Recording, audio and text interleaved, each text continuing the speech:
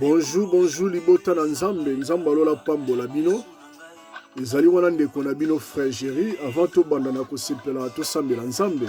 Seigneur Dieu tout-puissant, totiki moment ya partage, Seigneur na maboko na yo, molimo na nzambo za na biso, otambisa biso ne bandelti na suka, na kombo na esprit tolobi, amen.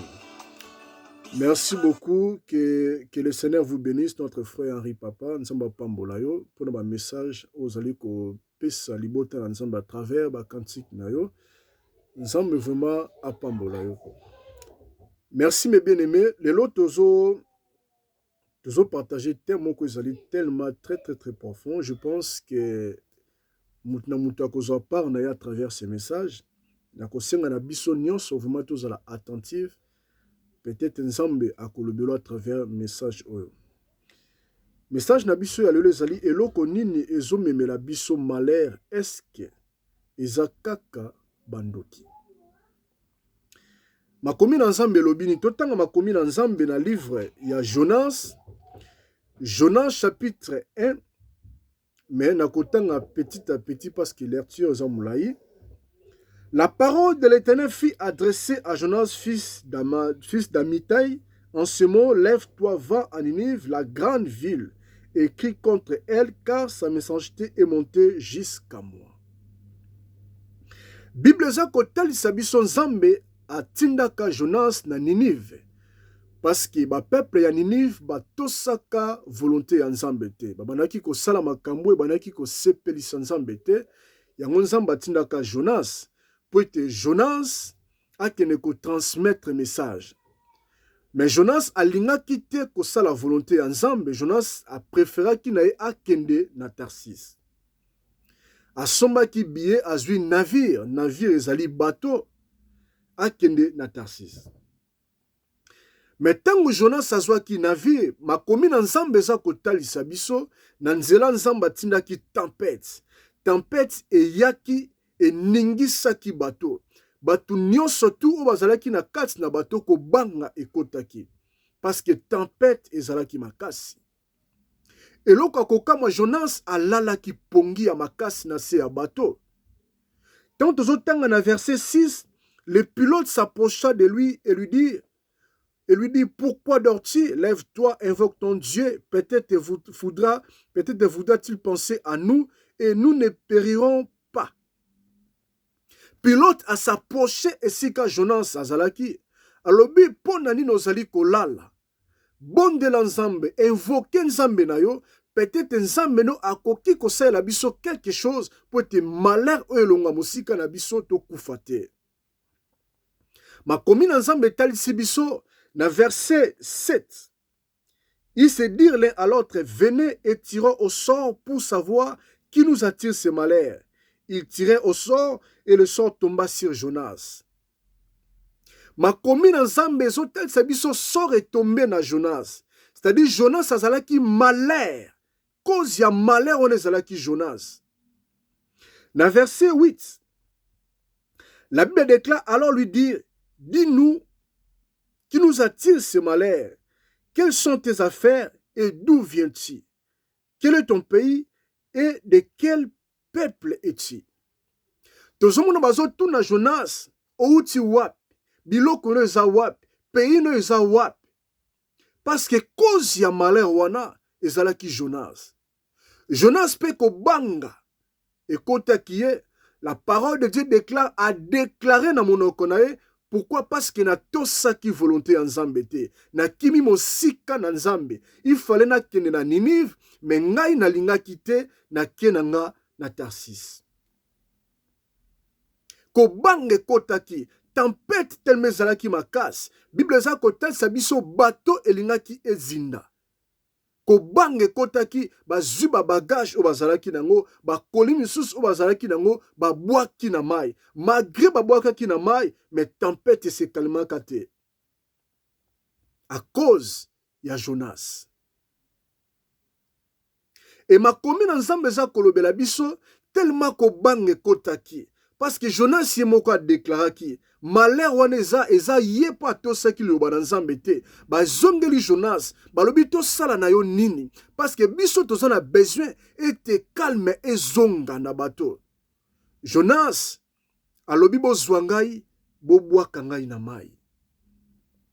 Makomi na Nzambe eza kotalisa biso bazwaki Jonas babwakaki ye na mai. Libota na Nzambe, bana na Nzambe, bino bolingaka parole de Dieu, nasengi bino bolanda ngai bien. Peut-être Nzambe akoki kolobela yo po aider yo. Alléluia. Nzambe apesi ngai, le Saint-Esprit apesi ngai quelques points oyo na retiré yango à travers ces messages, à travers ces chapitres.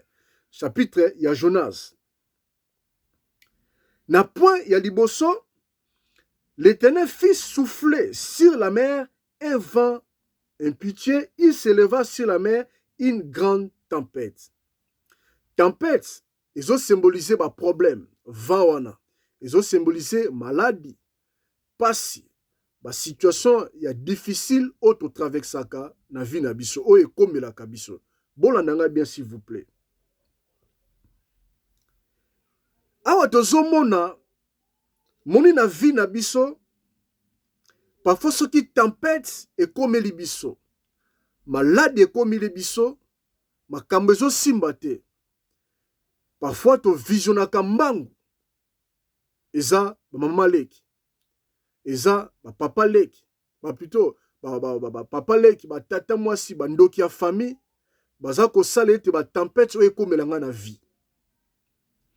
Mais atozomona Nzambe asoufflaki vent eningisaki bato.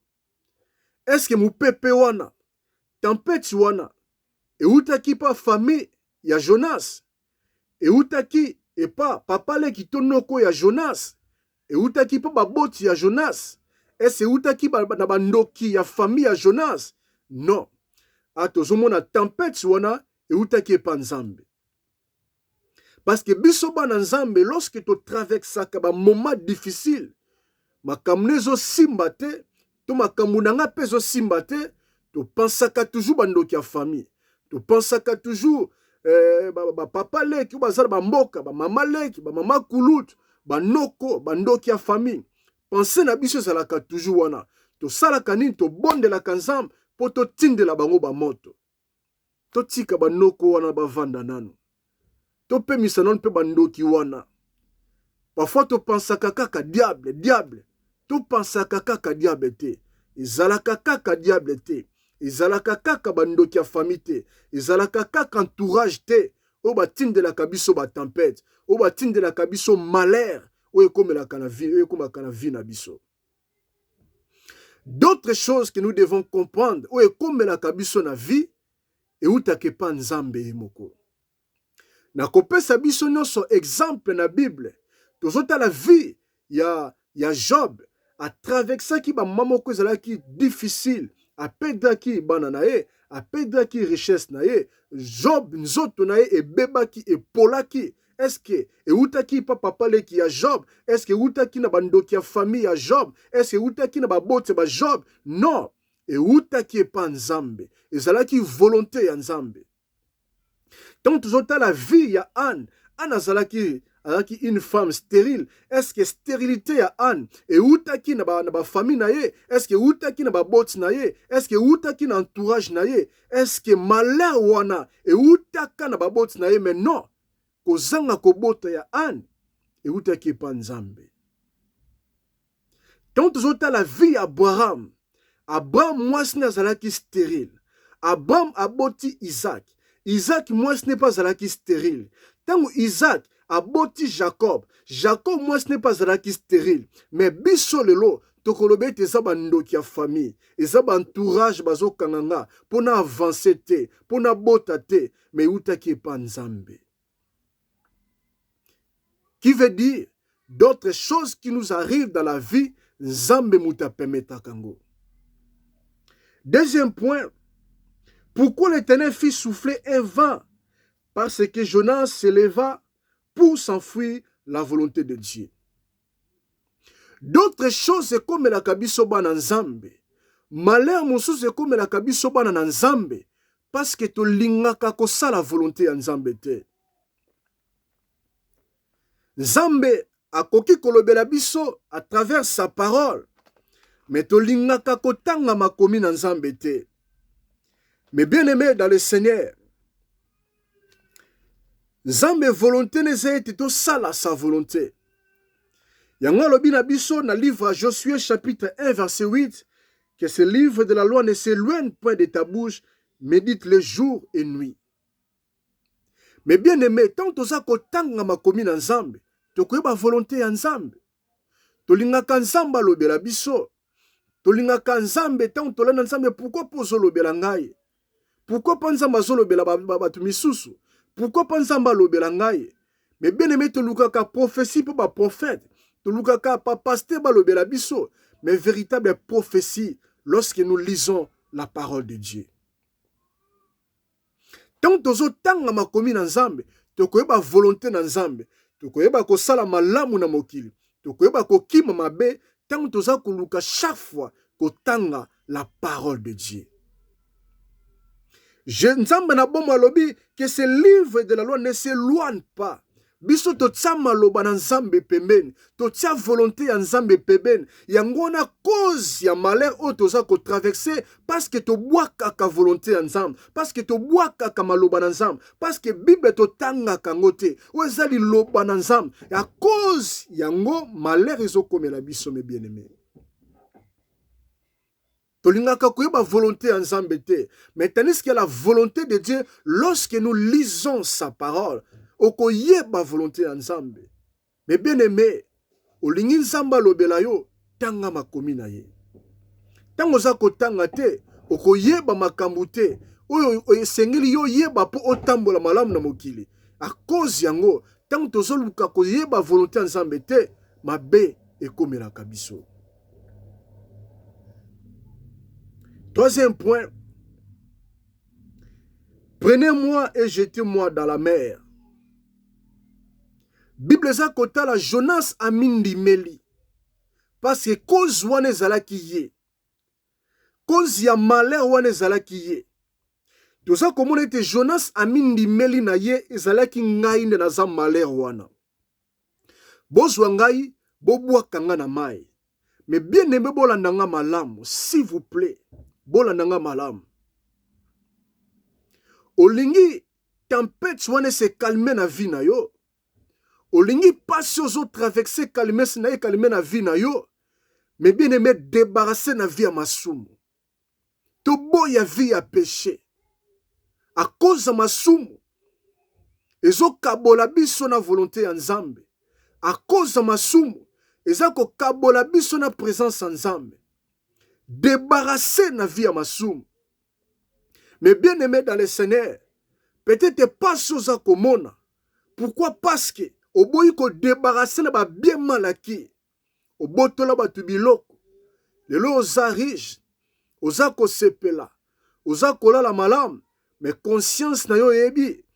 Ke biloko oza nango. Eza ba bien malaki. Osala ba tumabe. Po ozwa biloko wana.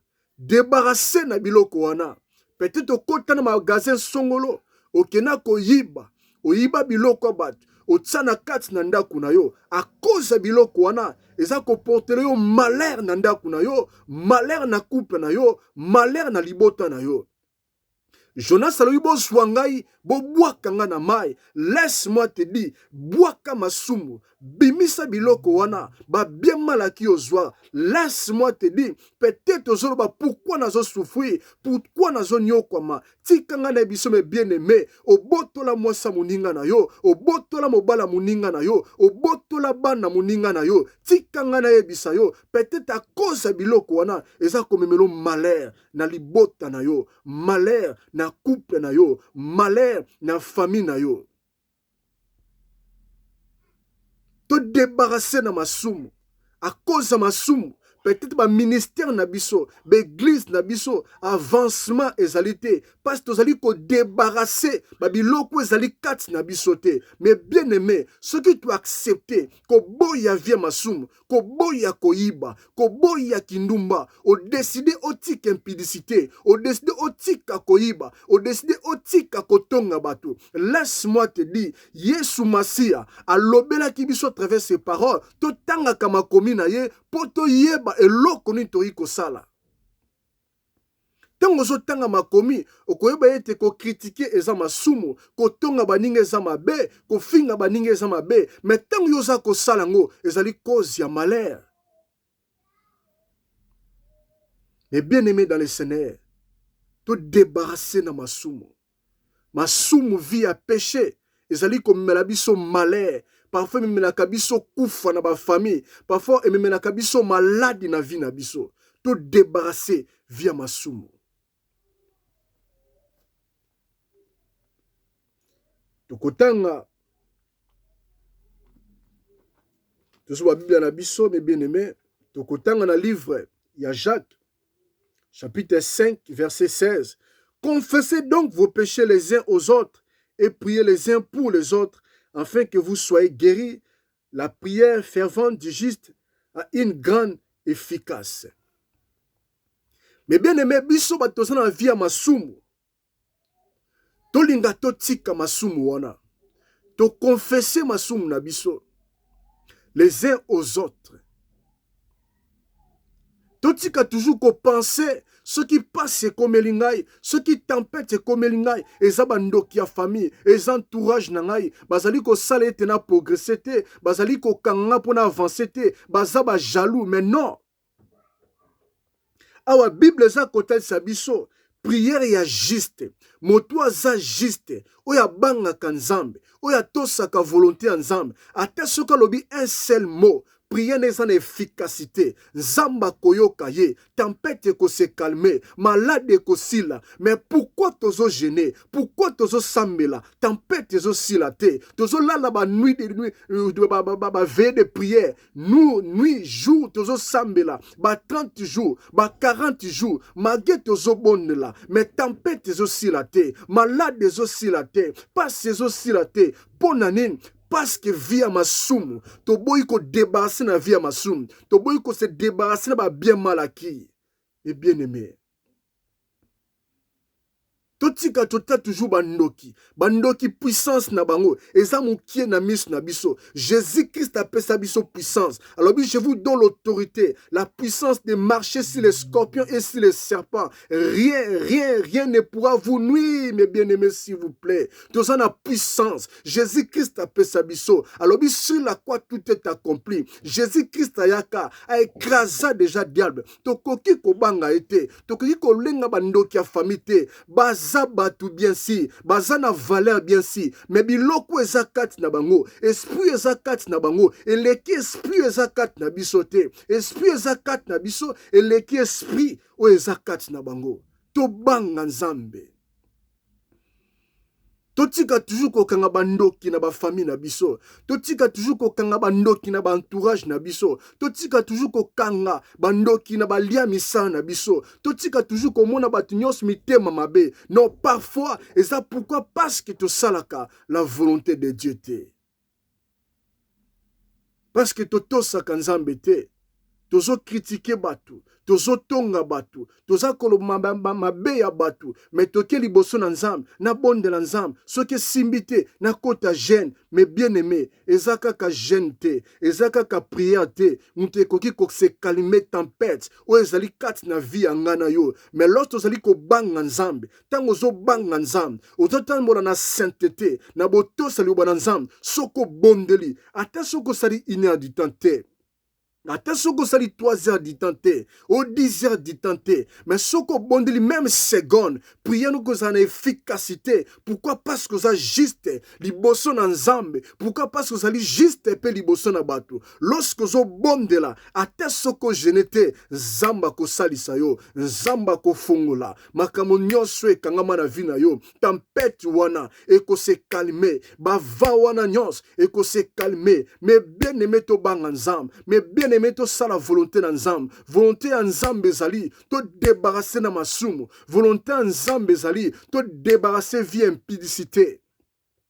volonté ya nzambe ezali totika todebarase na babien malaki yo yiba na magasin ozwa biloko ya bato peut-être à cause yango malheur ezoyela yo debarase na biloko wana. Moi je crois liloba na nzambo na tangaka soki todebarase na masumu Jésus Christ akofongola baporte ya bénédiction, akofongola baporte ya misala, akofongola baporte ya mabala ya ba richesse. Oh mes bien-aimés dans le Seigneur, to débarrasser Jonas alobi bozwanga bobwaka nga na mai. Alléluia. Boto bwaka masumu, to bwaka masumu, to tika kozwa basi ya baninga, to tika kozwa mibala baninga, to tika kotsala masumu. Jésus Christ akopambola biso, Jésus Christ akosunga biso, tempête ko se calmer. Eza na ba niveau ba famille na biso, eza na ba boti na biso.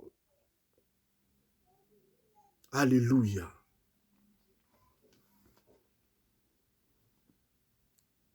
Dans Jacques chapitre 5, si tu as verset 17, Bible ça comme biso, Élie était un homme de la même nature que nous. Il pria avec intense pour qu'il n'ait plus point. Et il ne tomba point de pluie sur la terre pendant 3 ans et 6 mois. Élie azalaki prophète. Mais Bible ça kotali sabiso azalaki na nature que nous. Azalaki motoloko la biso. Mais bien aimé, Élie aleki ngai na yote. Yoza mwana nzambe toza kutu na temps de la grâce. Saint-Esprit azana biso elongo. Élie aleki biso te. Élie azalaki na nzambe, biso pe toza na nzambe. Élie azalaki mwana na nzambe, biso pe toza bana na nzambe. Élie azalaki serviteur de Dieu, biso pe toza bana babasani na nzambe. Mais bien aimé, Élie atemisaki moi. Oyo asalaki ba miracle makama minene. Aza mutu lokola ngai na yo. Soki tozo tambola na kobanga nzambe. Soki tolobi na montagne oyo se déplacer ko se déplacer. Soki tolobi maladu esile ko sila. Élie atelemisaki moi. Bible ça kobana biso alobi mbule beti ate mbule beti te. Laisse-moi te dire mes bien-aimés dans le Seigneur. Soki toza ko sala oyo nzambe aza kotinda to sala. Soki tozali kotosa liloba na nzambe. Alléluia. Tokoki pe ko confesser mbule beta te mbula pe ko beta te. Soki toza tona botos na nzambe. Tokoki koloba ete calme de tempête se calmer na ba famille na biso, na mabota na mabota na biso eko se calmer. Elia leki biso te. Azalaki mwana na nzambe, biso pe tozali bana na nzambe. To banga nzambe. Toza na botos na nzambe mes bien-aimés. Et quatrième point, il demande à Dieu de nous faire pas périr à cause de Jonas. Atosomona ete libota wana bato bazalaki na Jonas na kati na bato basengaki epa na nzambe aboma bango te à cause ya Jonas. Mais bien aimé, à cause ya ngai na yo tokoki pe komema malheur na ba couple na biso. Tokoki pe komema malheur na ba famille na biso. Tokoki pe komema malheur na bana na biso. Totosa liloba na nzambe. Totambola malamu po malheur ekita na ba famille na biso te. Totambola malamu po malheur ekita na bana na biso te. Tobanga nzambe mes bien-aimés. Na conclusion na nga eza boye. Tokozwa Bible na biso.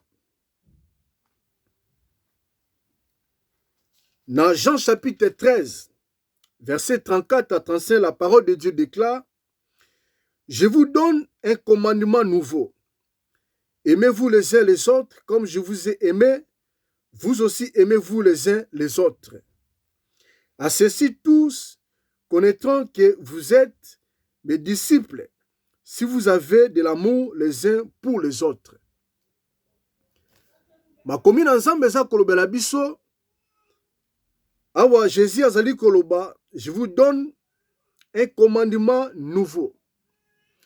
tolingana biso na biso. Tozala na bolingo biso na biso.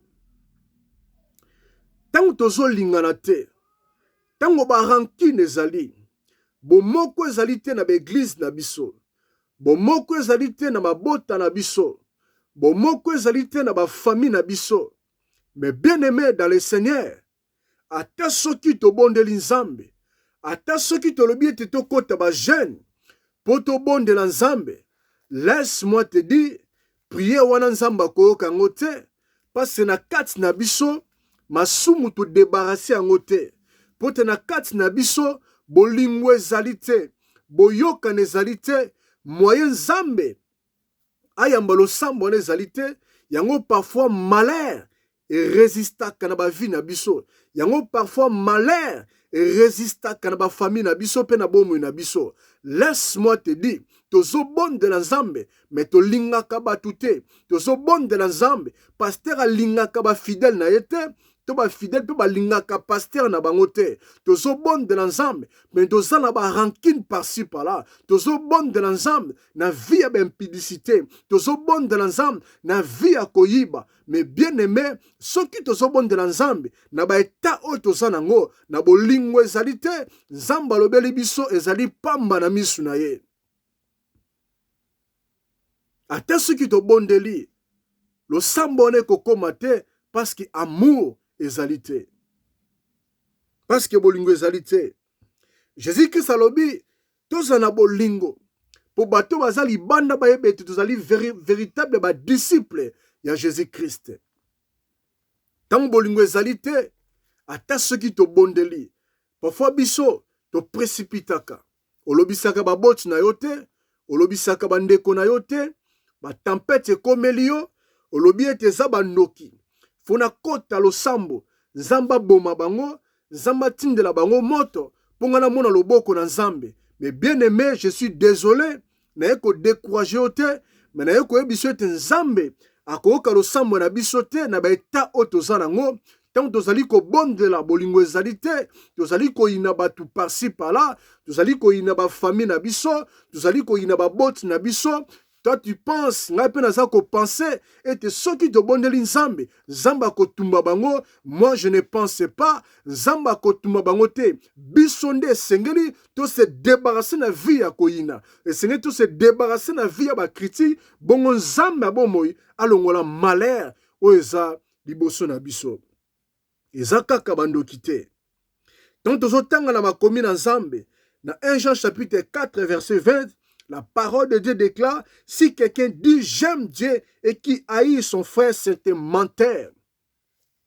Tant yo lobi ete na lingaka Nzambe, mais ozali ko yina batu, ozali ko lobisa batu te entourage na yo te, mais lobi ete na lingaka Nzambe, Bible za ko bana biso mutu na azali menteur. Tangu ngai pende ko na bina lobi ete na lingaka Nzambe, mais na lingaka batu te, na lingaka ko sunga batu te, na za menteur liboso na Nzambe. Laisse-moi te dire mes bien-aimés, moto lobi lingaka Nzambe, et sengeli ete abana nan ko linga moto azomona. Bible za ko baso, car celui qui n'aime pas son frère, qu'il voit comme petit aimer Dieu, qui ne voit pas. Nzamba mona na kate, mais tandis que tolobaki tolingaka Nzambe. Nzamba lobeli biso ça à travers ces messages. To bananan kolinga bandeko na biso. To bananan kolinga bandoki o bakombataka biso. Bongo de linga Nzambe. Laisse-moi te dire, Nzamba lobela biso te to yina bandoki wana o bakombataka biso bai to yina benemi na biso te mais to sambela kapo na bango. C'est ainsi dit l'Éternel, ezali volonté na Nzambe